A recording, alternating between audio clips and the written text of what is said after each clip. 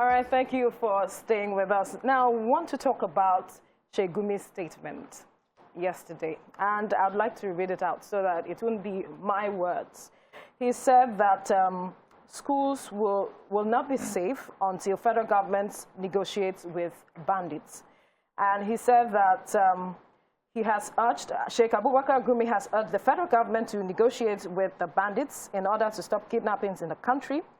Gumi, who also reacting to the abduction of some school children in Niger State, said the needless kidnappings will continue until there is genuine negotiation with bandits. Now, according to him, the bandits are only looking for money, hence they resorted to abduction of students.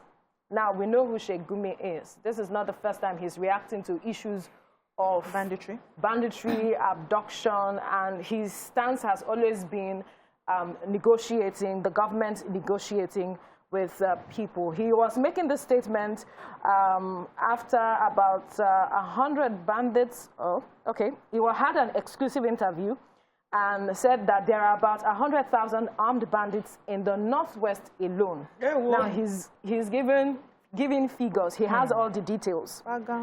Now we have yet to hear from government with reactions to all of this statement coming from Gumi, even though we remember that someone once asked Lai Mohammed that, see the statements Gumi is making, and he said that what Gumi is saying is not about cessation and all of that as championed by other sections of the society that the government is reacting to. But now again, we realize that students are involved, people's children, teachers, you know, are the ones being kidnapped here. And we have heard about those who were killed in the process.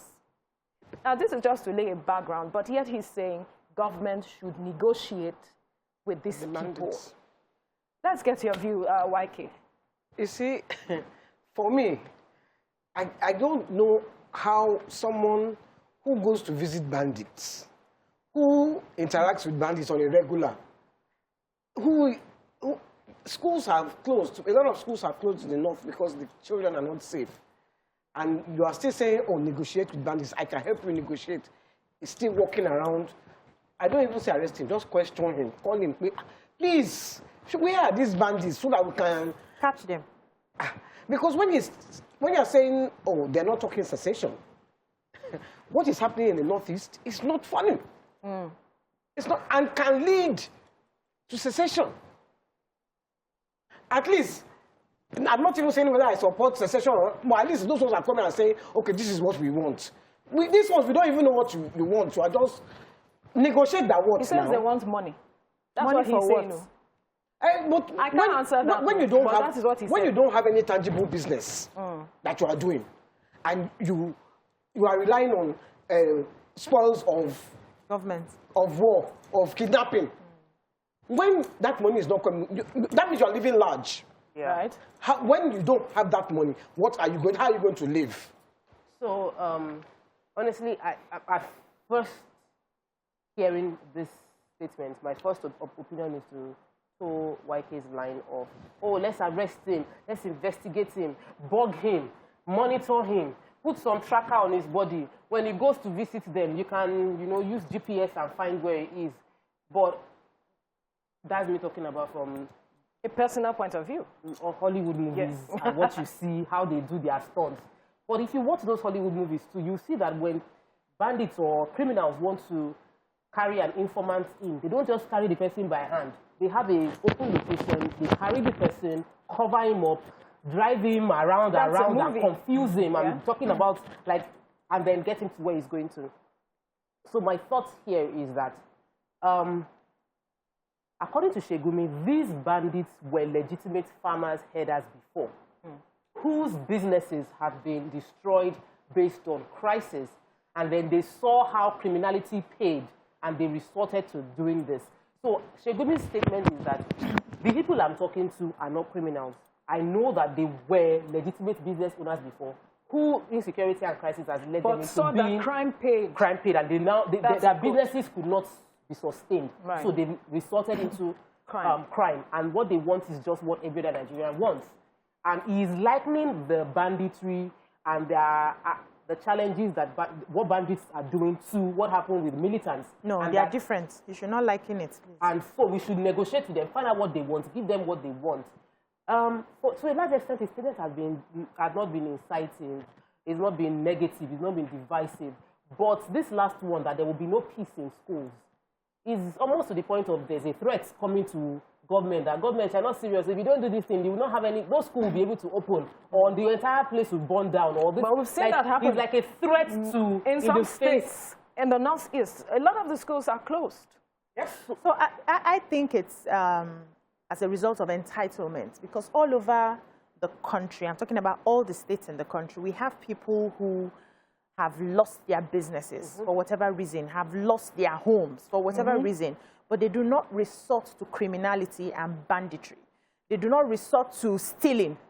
They still find a way to, put themselves together, look for things to do, those that need to go and understudy somebody, those that need to go and look for whatever it is, any means of livelihood that is legitimate. So why do we keep making excuses for some persons because they lost their farms and they lost... I don't know if you understand what I'm saying. So it's the mindset of entitlement that this belongs to us. And so now that we have... for me, I don't even believe those people were farmers.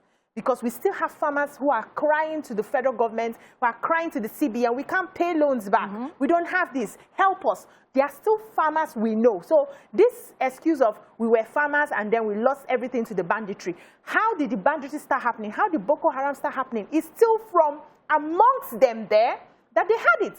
The other parts of the country did not bring Boko Haram. It's from that side. So if you are upset with the government that this Boko Haram displaced you and you now resort to criminality, it's because you have always been a criminal. So my point is, I wouldn't say arrest. The initial thought is that pick him up so that he can explain to us how he's even getting this conversation going with these people. Yes, but I want to appeal to him to imagine that those children that have been abducted are his or from his family. Would he sit down confidently and say the government should abandon everything they have to do and start negotiating? Why are we paying them? Why are they asking for money? Go and work for your money. If you need help from the government, put yourself together in an association and ask for help. A few years ago, we had this. We talked about this farmer stuff. You took it in the newspaper where the government was giving farmers money. They were giving market women money. Why don't you find something and go to the government and say, this is what we want to do, support us? Criminality, Veronica, is criminality. Right. And those persons should be arrested and prosecuted. Now, we are beginning to suspect that you are either aiding them because you're having these conversations and coming out with figures, giving us numbers. We need to ask you questions. Are you ready to answer these questions? For me, there are two sides to this issue. What has negotiation done so far? We have seen people engage these persons, negotiated with them, gave them money, and all of that. And then they stopped. And then we are still seeing them carrying out this thing. Yeah. And on the other hand, I'm asking, what are state governments doing now with this information? Because I also feel this is an intelligence for you to know what to do to secure schools. If that is what you intend to do at the end of the day, especially if you're not looking at shutting down schools, because people want their children in school. So what can the government do now with this information if we say, okay, don't arrest him, but he is telling you beforehand that there will be no peace except you negotiate? Oh, wow. So, you see, Boko Haram means it's against Western education. Yeah. Now, how do you want to convince someone like me that this is still not Boko Haram? Because it is schools. True. All right. Primary school, secondary schools, universities, technical schools. They are now even attacking Islamic schools. So what they are just saying is, we are just shut down schools. It's a business. That is what it's looking like. But we have to wrap up the conversation now and just take this break. We'll come back and the conversation will continue. Stay with us.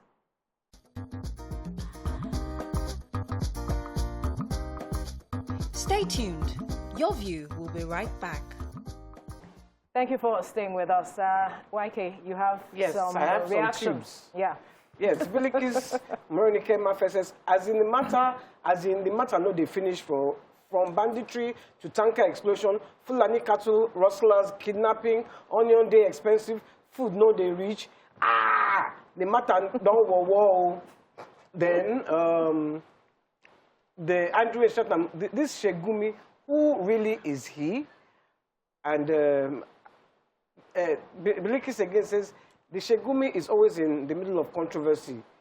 Ilu wogan wanja for himself. Say what country? Which country are they fighting for? Gumi should ask. This is good bits. Gumi should ask the criminals to come and build roads and get paid by the government. He should advise them to stop kidnapping. Andrew Stratham, I have a feeling he's a little sympathetic to the bandits. I don't trust him. Most people, there are a lot of tubes on him, and most of them are saying, look, this guy is not trustworthy. He should be questioned. Can I just quickly add something? You know, one of the reasons people say we haven't been able to fight insurgency, banditry, killer headsmen, Boko Haram, is because they are sympathizers to their cause within the government. Yeah. And as long as we have people that understand from their perspective, we cannot effectively fight them. So how do we fish them out? Is a respected imam. Is someone that people admire, people believe in. Yeah. Is a cleric that is someone respected. And when he first came out, everybody was happy that, oh, we have somebody finally, like an intermediary, someone that is speaking to them. But now, the worry is that this language seems so sympathetic towards them that he's not really speaking for us. It seems more like he's speaking for them. Perhaps we'll see a reaction from government soon. Perhaps, but then let's wait and see. Fingers crossed. Okay.